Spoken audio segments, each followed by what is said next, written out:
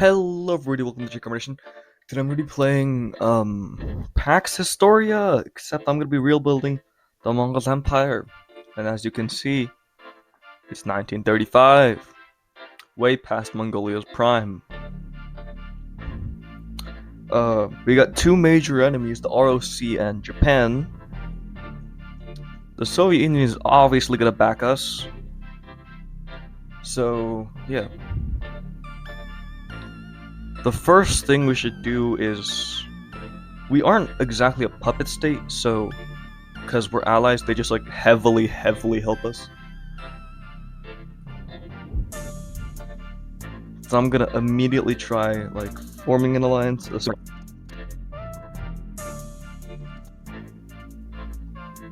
Alright, so we are already great allies with the Soviet Union. They just use our stepes for something. Alright, let's start, because World War II is very soon. And the best thing right now is to get on Japan's good side, as the Soviets are gonna help the ROC.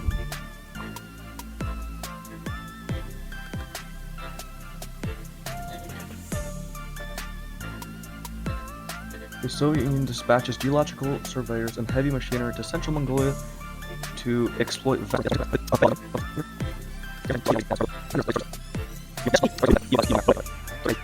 copper mine. In real life, there's coal mines near Ulaanbaatar, causing a city in Baghnor, somewhere here. And over here, I'm gonna presume there's a lot of steel and zinc, as Mongolia is pretty big.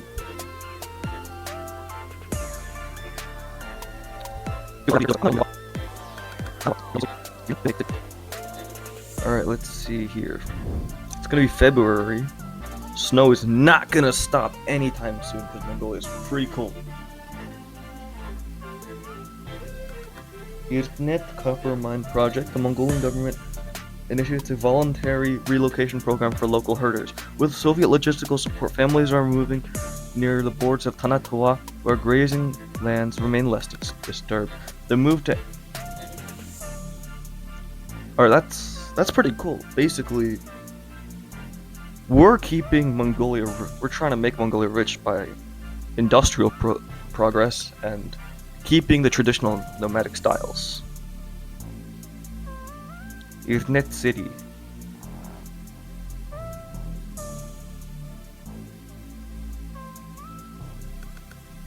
Marshal Pet, they launch an attack.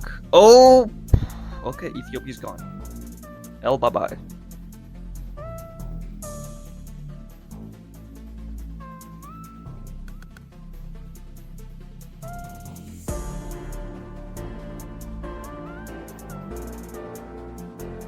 Coup d'etat.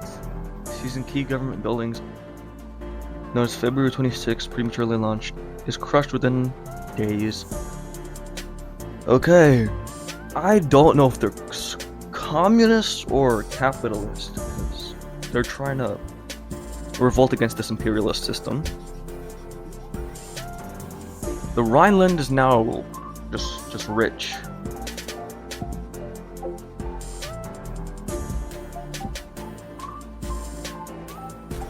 For majority of that one recording, I was genuinely just going back and forth, trying to annex Mongol domains, and they said, "Oh, you have to get permission, but we don't want to be a puppet state from the USSR." And me believingly sent an alliance request to the USSR saying, "We are free. We are just like a sort of dependent ally," and the USSR signed it. But then, I wasn't an ally! I was a puppet state for like the majority of the game! Which sucked. So like, yeah. Alright, let's see now. Treaty of Sovereign Alliance signed. We are just a sovereign ally now. Woo! We have again the Mongol domains. Primarily light cavalry. Woohoo! They have been almost instantly put on the Japanese border. Disassembled part. These are very obviously airplanes.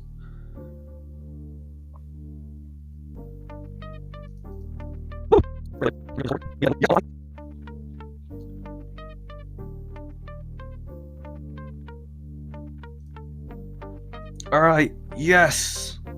Wait, let me find out if Tanatawa is Mongolian people. To see.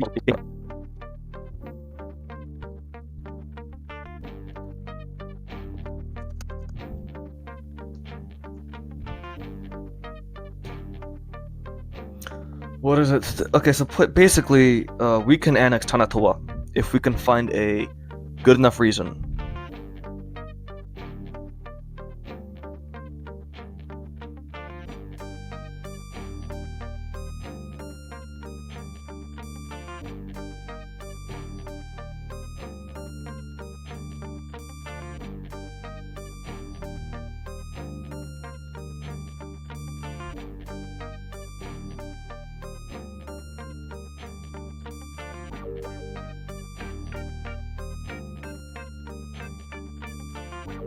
I was using maximum level diplomacy, spreading the word that Mongolia would be great in a unified communist bloc. I was spreading the gospel the way I was speaking to the USSR. But I did gain Tanatawa, which is great. Whoa! What, they launched an offensive?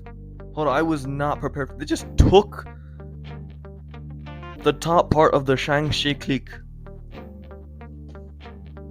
But I can't really do anything as well.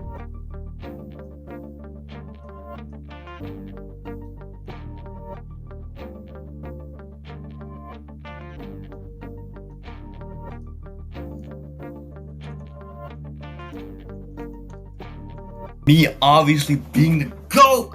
I asked the USSR to like let us send people to like the to an airbase in Moscow or something, and I got permission to do that. So now I have like some air engineers, I guess, to like help me do stuff. So that's pretty cool. Alright, so that's pretty cool. The Soviets have a genius idea to launch literature inside the cliques. And because Mongolia's been bordering them for a while, I'm pretty sure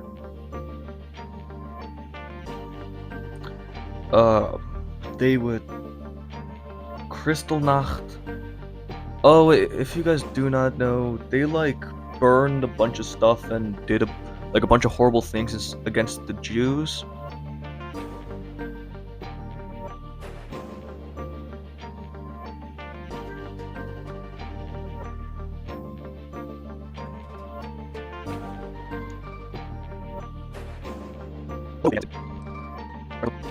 If they decide to launch one more attack, we will instantly vaporize their air force. I swear they're gonna launch they're gonna launch an offensive very, very soon.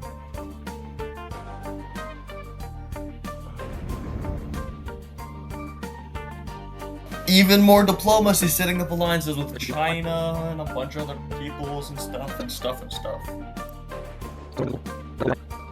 Another large chunk of the game in which I do absolutely nothing and choose to be a diplomatic person and be very peaceful.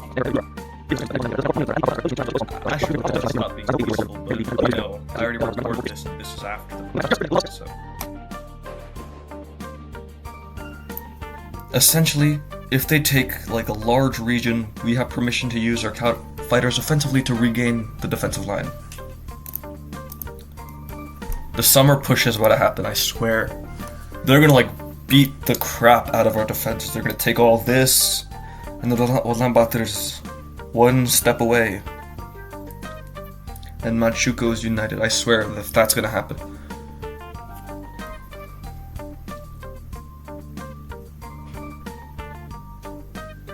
Chinese 29th Army, although the soldiers returned shortly after, the Japanese army used incident as pretext to demand entry into the Wangping county when refused. Artillery fire attack. Beijing and Tianjin fall.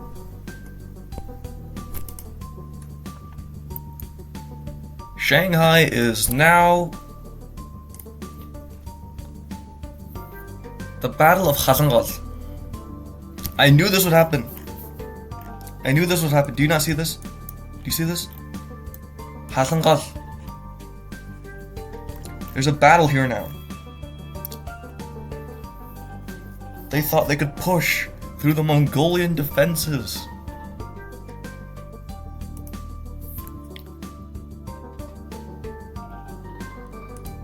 Yeah. So they did push, but then they like just barely got to that defensive region, and now like they can barely do anything. Shanghai is now a war zone.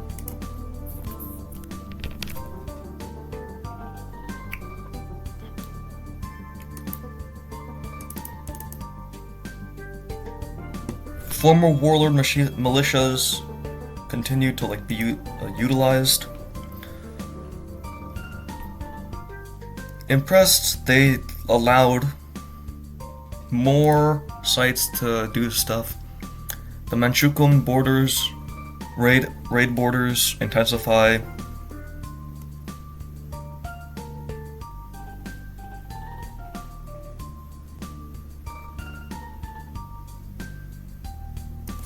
They don't really matter. They're just like being shoved at school.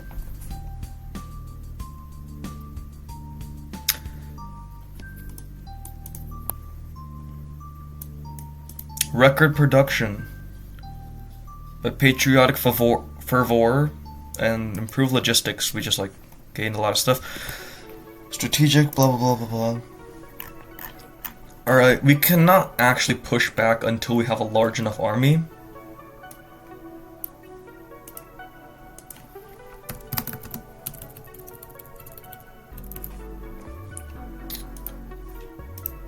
Let's see what happens in 1 month.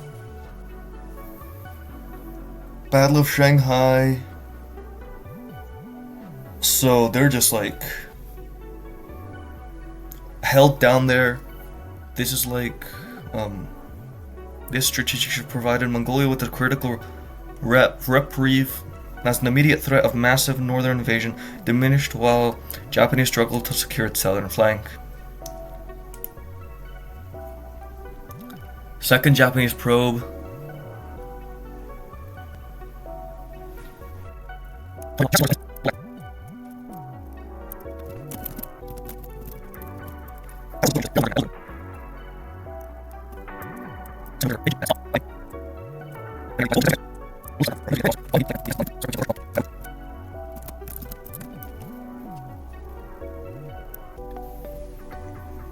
First operational sortie. Let's go.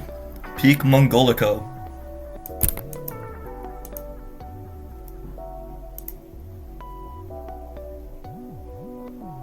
Endorsing Mongolia's independent air strategy.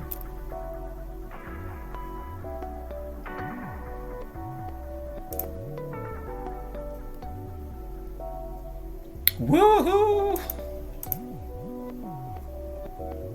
Winter preparations. Let's go. I really did nothing else. The entire time I was genuinely just like being diplomatic, defending, and I did accidentally drop an ultra-high ordnance bomb on Japan. Okay, I didn't do that.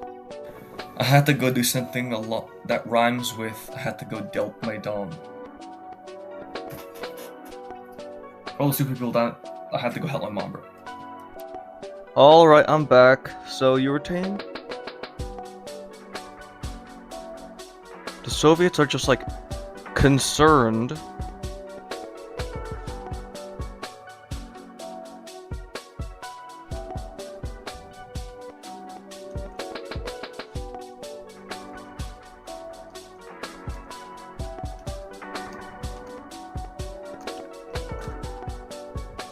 the Soviets are just like concerned. Oh, you're gonna kill everybody and make the Japanese rearm, and you're gonna kill everybody. So like we're gonna like keep them.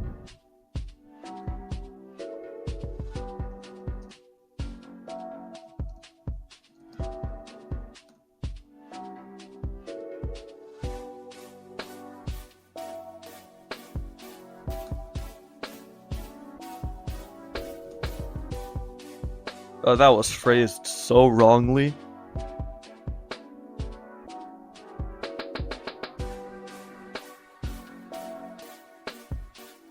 Alright, so they just took like... Alright, so they took about 5 of them and put them here. One is being kept here. Once the Japanese push, we're really just waiting for someone to like, for either the Japanese to surrender or other stuff. So let's go to February. Operation Silent Transfer. In the dead of winter, under the cover of blinding snowstorm, a specialized Soviet convoy brings 5 of the 6 Gobi giant ultra-high ordnance bombs into a deep storage facility in that place.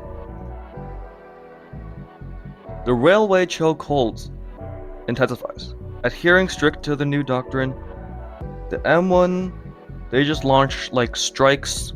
The MB1, they just launched like a bunch of bombers and stuff, blah blah blah. Japanese winter, the cumulative effect of the railway interdiction campaign becomes apparent as the Japanese 23rd Division report critical shortages of food and winter lubricants. With the South Manchuria Railway effectively choked, the division's mechanized vehicles sat frozen in, unable to maneuver for fear of breaking down irreparably, and the cold. Morale plummeted among the frontline troops. I'm gonna take that.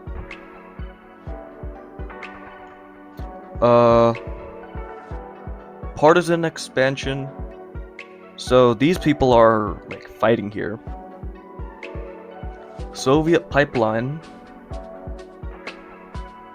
So to the secret Air Force base.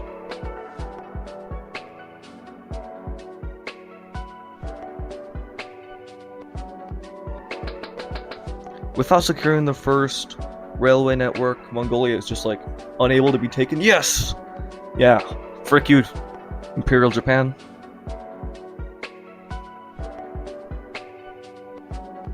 With the Japanese threat temporarily neutralized by their own logistical collapse, Mongolia took the opportunity to reinforce its southern holdings in Khalkhin and Khilkhin.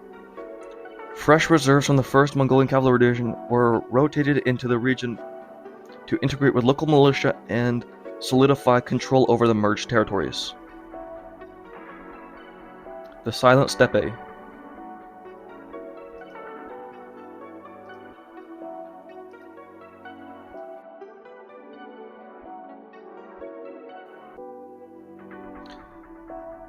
Operation Silent Transfer completed.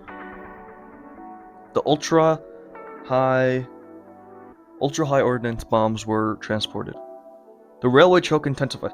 Adhering to strict new doctrine. Oh, this is just like the same thing with like the bombings.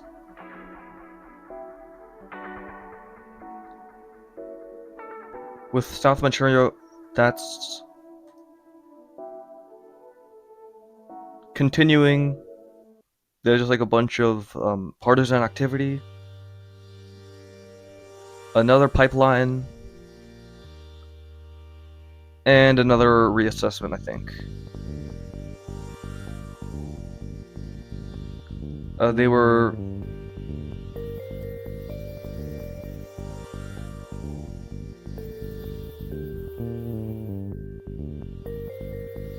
absolutely destroyed.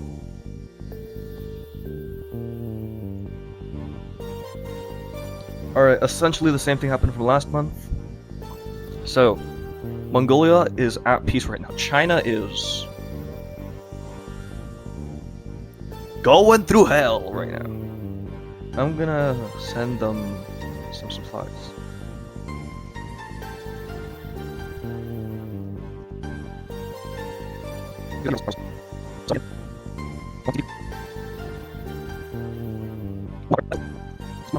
Month. Let's see. April, they're gonna be a spring offensive. But you see, it's Mongolia. There's no spring. It's only summer. And capitalizing on the lull of Japanese air activity, Mongolia initiated Operation Skybridge, a daring airlift to transport captured Japanese small arms to the Republic of China.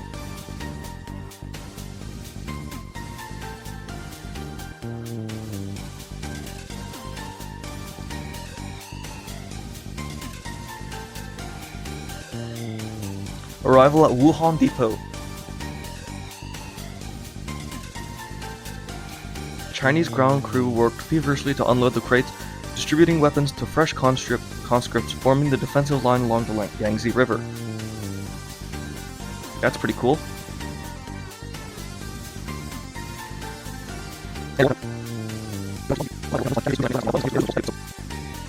Alright, so we're doing pretty good right now. So I would like to launch an offensive into here.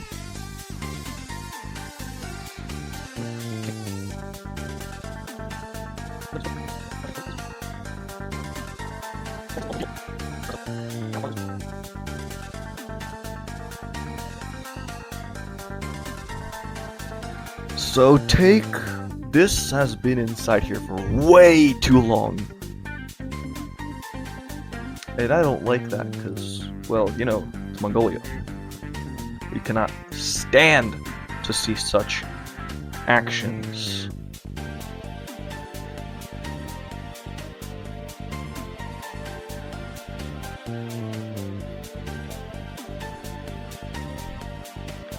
Operation Steppe Eagle launched.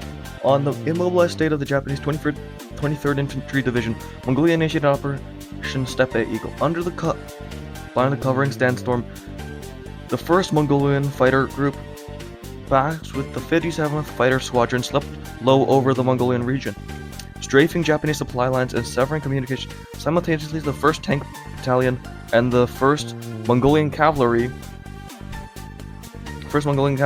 Division broke from the Hirden River defensive line, executing a pincer move to surround the starving Japanese forces. The operation focused on encirclement rather than immediate annihilation.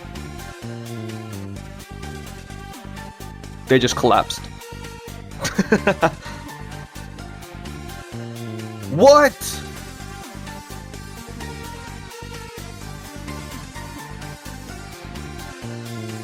Wait, no.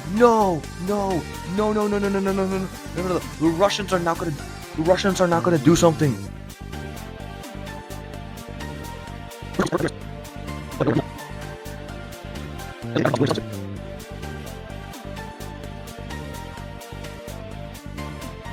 We have to immediately pull back.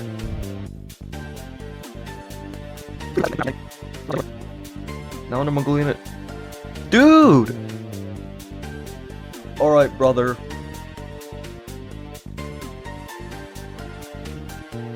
For like 20 minutes I was being the world's smartest person by choosing to launch a massive air raid of Japan and getting myself no more oil and gas.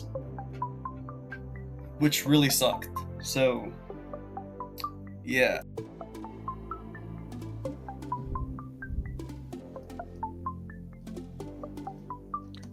As now there's a manpower surge.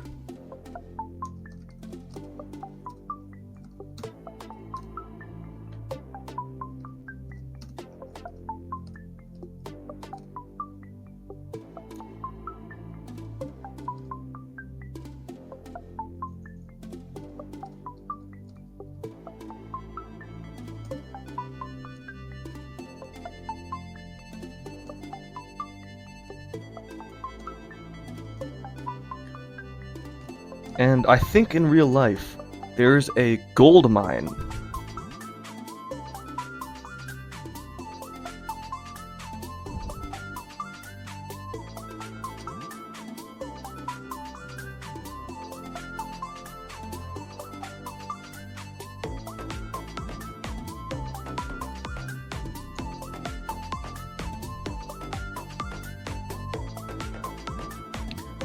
There's like an actual gold mine there, I think. There's the Zamar gold field and Ora gold, rain gold. Okay. Okay.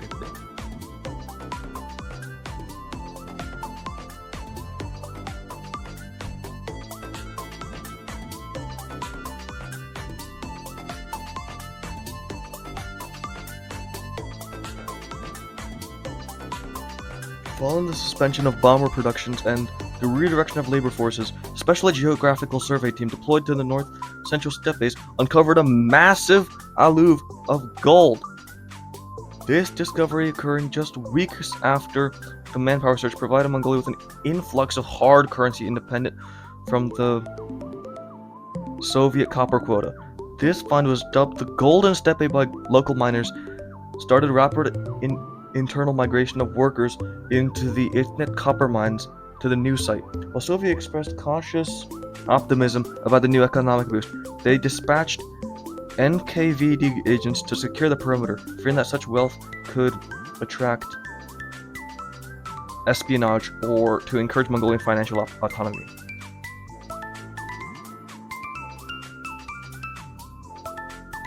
Basically, Soviet officers are trying to get inside of here to make sure that we don't become an independent state, which they already said we are, not puppet states.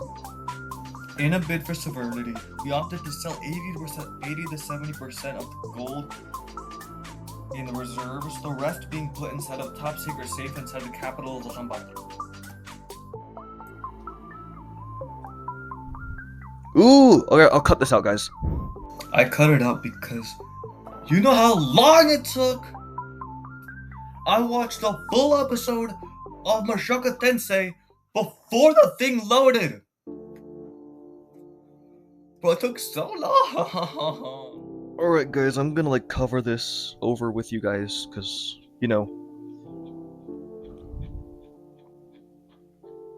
Ulaanbaatar defies Moscow Gold Agreement.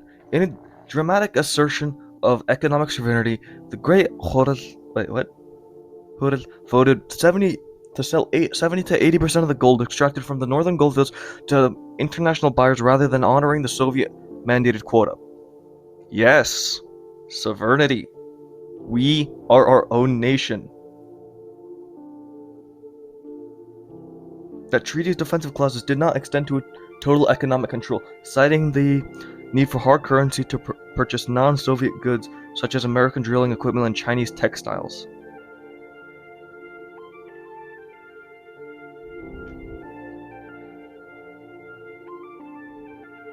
All fuel aviation deliveries to Mongols in retaliation, effectively grounding the Steppe Falcon Squadron and the MB-1 Skywolf bombers. Soviet justify this. You know what? I can actually counter this. It was so easy to counter it. All I had to do was just threaten the USSR by saying, hey, restore our gold or we're gonna buy from Saudi Arabia or other Middle Eastern nations. Oh yeah, counter ultimatum.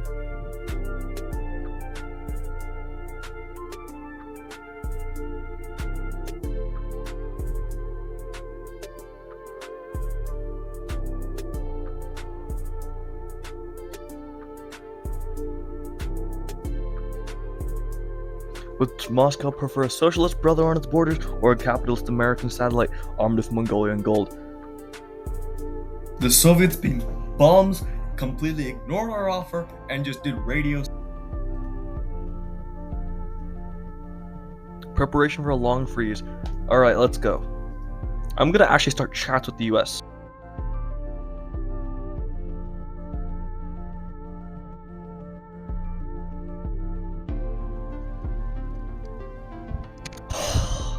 The USSR is not ready for us to leave, because we will do Pax Mongolica. We will return the Mongolian Empire to its greatest state if the USSR were to even consider leaving.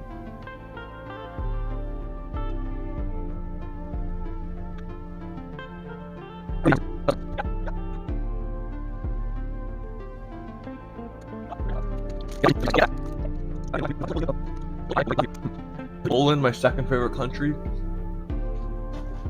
after Mongolia, obviously, would be eradicated.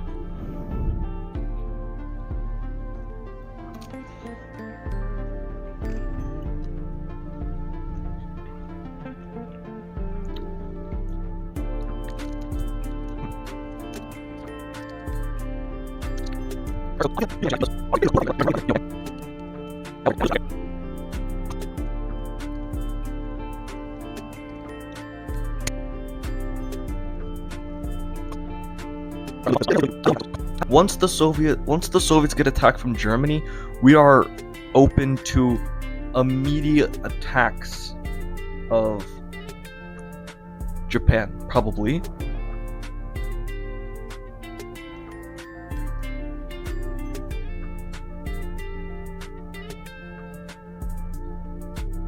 Stalin viewed the clause banning Soviet advisors as a direct challenge to Comintern authority.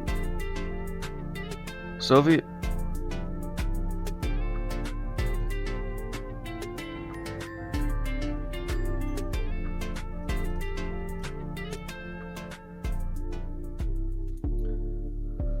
Alright, more gold oil fields return. I'm not even gonna use my mic for this one. That one bit took so long. You know, I had to cut it so short because the recording, when I put at 16x speed, which is the max of Microsoft Clipchamp, it was 4 minutes long. You know how long that is? 64 minutes. It was an hour Operation long. Golden Bridge initiated. Acting on the directive to support Chinese ally, Mongolia launched Operation Golden Bridge, a logistical campaign to transfer obsolete but functional. Why the hell did it take so long to pronounce that? Functional military hardware to the Republic of China. Convoys departed from Ulaanbaatar and Hassan, carrying those Steppe Falcon fighters, spare engines, and captured these rifles.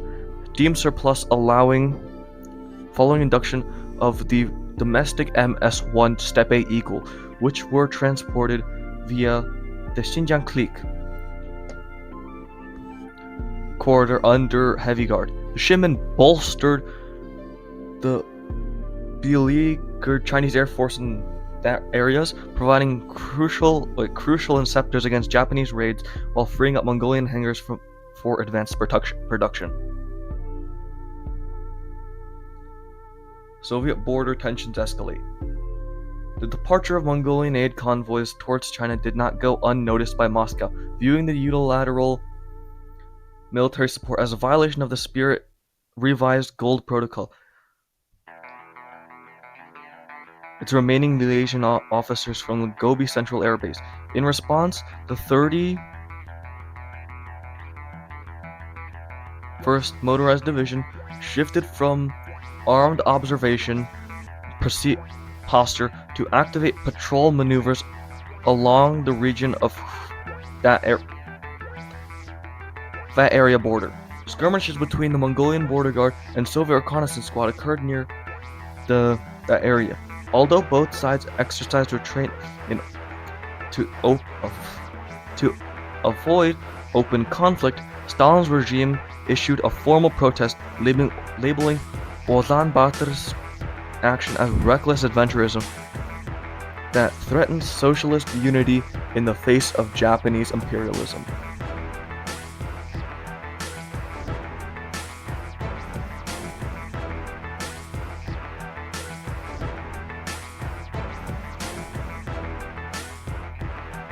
Proved effective against Japanese bombers lacking fighter escort. Yes!